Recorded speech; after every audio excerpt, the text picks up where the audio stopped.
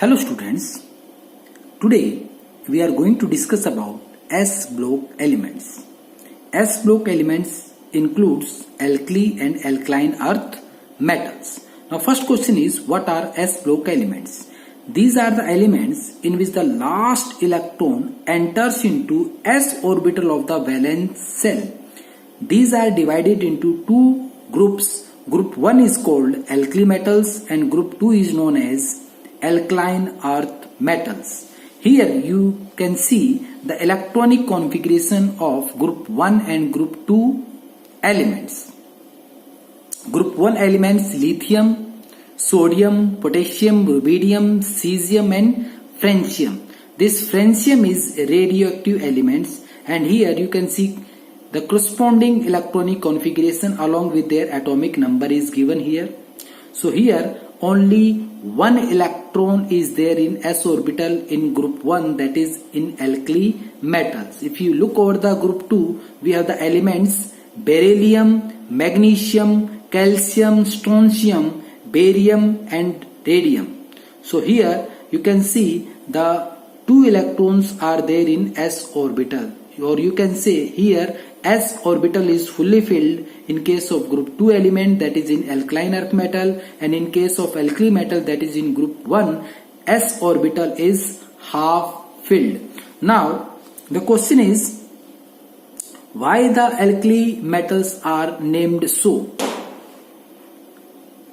Element of group 1 are collectively known as alkali metals because they form hydroxide ion on reaction with water, which are strongly alkaline in nature. You can see this sodium, and 2 moles of sodium react with 2 moles of water, we are getting 2 moles of NaOH. This NaOH is a base along with the release of hydrogen gas. Here you can see the elements of group 2 except beryllium are commonly known as alkaline earth metals because their oxides and hydroxides are alkaline in nature, and these metal oxides are found in the earth crust. That's why they are called alkaline earth metals.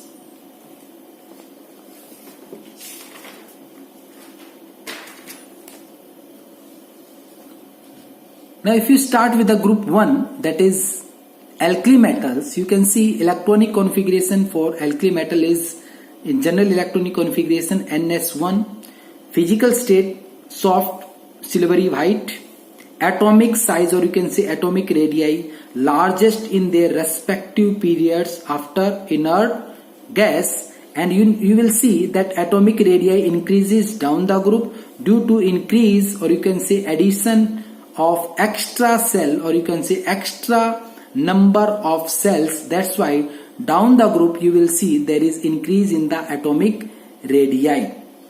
Now further if you see ionic radii largest in their respective periods, ionic radii increases down the group like atomic radii. Here this M stands for metal. After losing electron it will form monopositive ion, that is M plus. M stands for metal, alkali metals. Now if we consider volume, the volume of alkali metal increases due to the addition of extra cell. Next factor is density. Density increases from lithium to francium. These are the physical properties. Lithium to francium, this is the general trend, but density of, you have to keep in mind that density of sodium is greater than that of potassium. You will see actual order of density, lithium will have the least density in case of alkali metal, and francium has the highest density. So order is lithium, potassium, sodium, rubidium, cesium and francium. You will see that lithium, sodium and potassium, these are lighter than water due to unusual increase in the size, and you will see that these lithium, sodium and potassium, these floats over water. So you have to keep in mind that down the group both atomic size and atomic mass increases, but increase in atomic mass is more than compensate the bigger size. So you have to keep in mind that down the group the density is going to increase, but you have to carefully you have to watch that this sodium density is higher than that of potassium.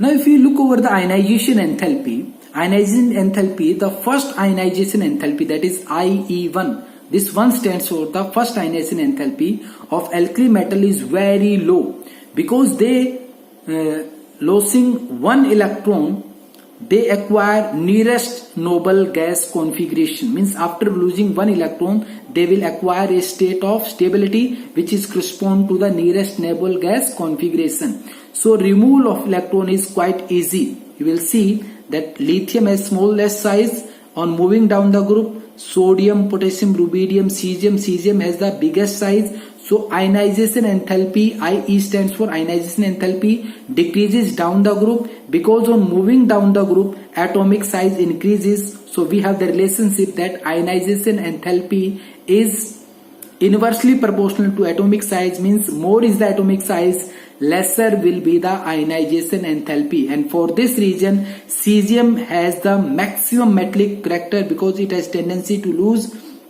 the electron in a very faster way. So you can say cesium has the least ionization enthalpy, or this cesium shows maximum photoelectric effect.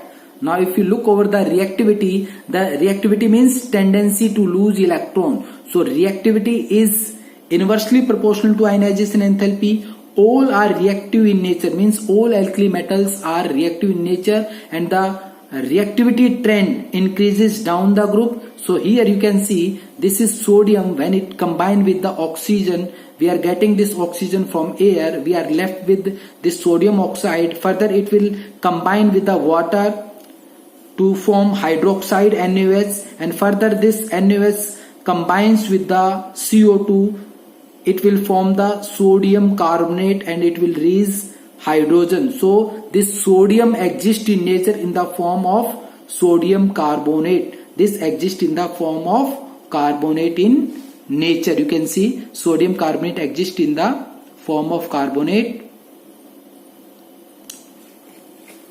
Now if you look another property, that is metallic character. Metallic character means tendency to lose electron.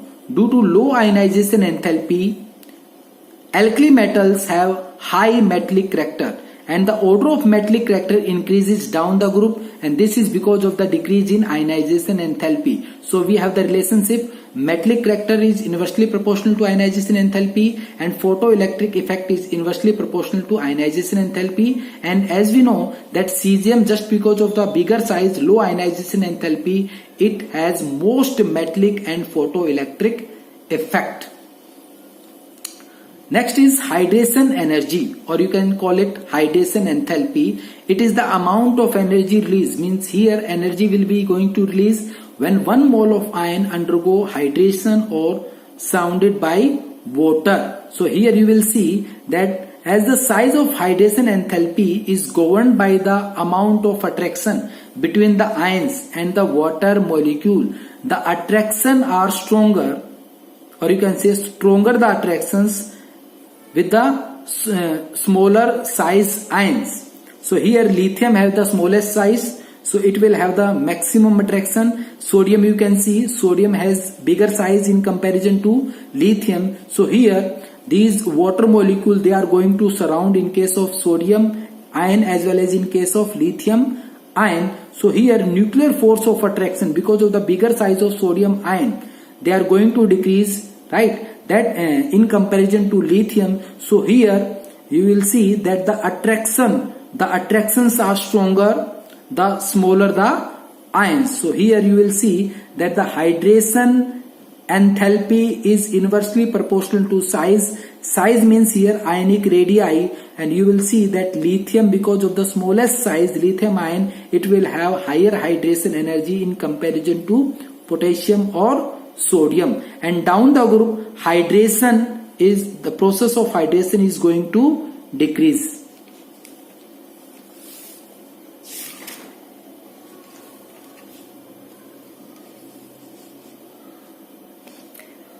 In alkali metal, order of hydration, you can see lithium, because of its smallest size, lithium have the highest hydration in comparison to cesium. So you can see here hydration energy is inversely proportional to size and directly proportional to charge. If you compare the hydration energy with the group 1 and group 2 element, you will see that size of group 1 element is greater than that of group 2 element. And if you look over the charge of group 1 is lesser because it has +1 charge and group 2 has +2 charge. So group 2 has more charge in comparison to group 1 elements. So in group 2, small size and high charge means group 2 element have the high hydration enthalpy.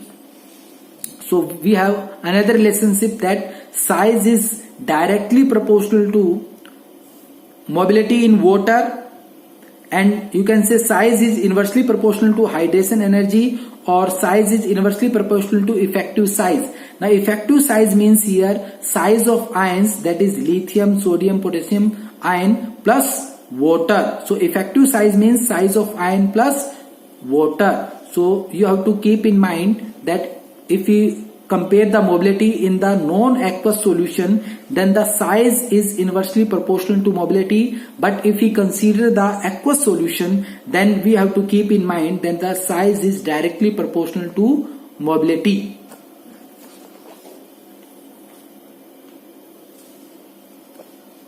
Next one is lattice enthalpy or lattice energy.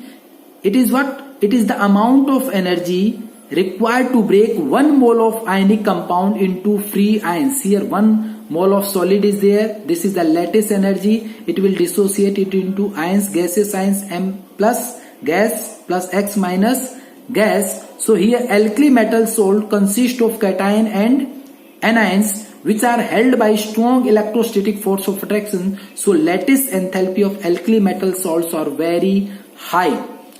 Lattice enthalpy gives a measure of force of attraction between the ions. Greater the force of attraction means greater will be the lattice enthalpy. From here you will see that lattice enthalpy is inversely proportional to size and directly proportional to charge.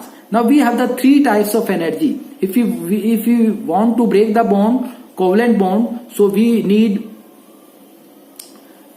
bond dissociation energy. If you want to break the ionic bond, we need lattice energy, and if you want to break metallic bond, we need enthalpy of atomization. So here lattice enthalpy, as you know, directly proportional to charge and inversely proportional to size. So here you will see that lithium chloride is more, it will have the more lattice energy in comparison to cesium chloride. So order is lithium chloride is highest in lattice energy and cesium chloride is least in lattice energy. Likewise, we have the NaF, NaCl, NaBr and NaI. NaF, fluorine has small size, so smaller is the size, higher will be the lattice enthalpy. So you have to keep in mind, if you want to solve this question, that is compare lattice enthalpy of NaCl and MgCl2. Here NaCl and MgCl2, we have to cancel the common ion. Now we are left with Na plus and Mg2 plus. We know that this magnesium, that is alkaline earth metal, it will have high charge and small size. That's why it will have more lattice energy.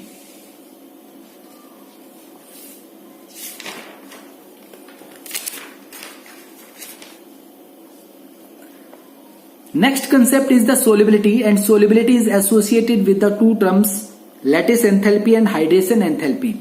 So solubility is directly proportional to hydration energy and inversely proportional to lattice enthalpy. So one thing you have to keep in your mind that for the solubility, hydration energy must be higher in comparison to lattice enthalpy. So question is, which will have the highest lattice enthalpy? NaCl, MgCl2, KCl and CaCl2. So we know that lattice enthalpy, first of all we have to find out the lattice enthalpy. If lattice enthalpy is least, means hydration enthalpy will be high, means we have to check the highest enthalpy in this question. So lattice enthalpy highest when the charge is highest. So here you will see that MgCl2, because Mg plus 2 has small size and high charge, that's why lattice enthalpy is high in case of MgCl2. Next is, which is most soluble in water? Ammonium chloride, ammonium bromide, ammonium iodide. Here you will see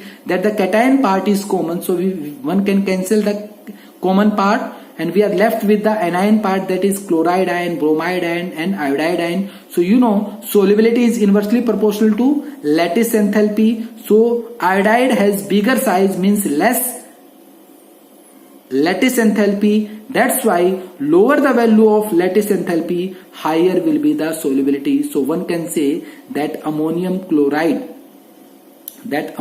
chloride is highly soluble. So one thing you have to keep in your mind, that for solubility you have to check both the things. That is the checking the solubility in water, always consider lattice enthalpy in comparison to hydration enthalpy.